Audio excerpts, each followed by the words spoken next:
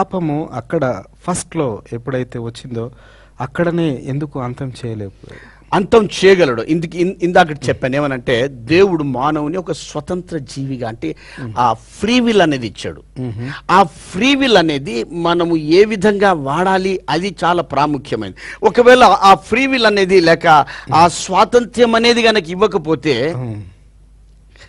ఇక దేవుడు అంటే ఒక బానిస, లేకపోతే ఈ దినాల్లో ఎలక్ట్రానిక్ ఆ యొక్క మీడియాలో మనం చూస్తుంటాం రోబోట్స్, అంటే దానికి ఎటువంటి స్వాతంత్ర్యం లేదు. బటన్ ఒత్తి నువ్వు అక్కడికి వెళ్ళాలి అంటే అక్కడికి వెళ్తుంది, అక్కడికి రావాలి అంటే వస్తుంది. అలా ఒకవేళ ఆ విధంగా గనక మానవుని చేసి ఉంటే there was no charm in it, స్వాతంత్ర్యం. కానీ మానవుడు ఆ స్వాతంత్ర్యాన్ని దుర్వినియోగం చేశాడు. ఆపాలి అంటే ఆపగలడు దేవుడు, ఆపితే స్వాతంత్ర్యాన్ని తీసివేసినట్లు. దేవుడు ఎంతగా ప్రేమించాడు అని అంటే, నీ స్వాతంత్ర్యాన్ని బాబు నేను కట్టేలు చేయను, ద చాయిస్ ఈజ్ యువర్స్. నీ ఒకవేళ నిజంగా నన్ను ప్రేమిస్తావా, నన్ను ప్రేమిస్తే నా ఆజ్ఞలను గైకొను. Choice is yours.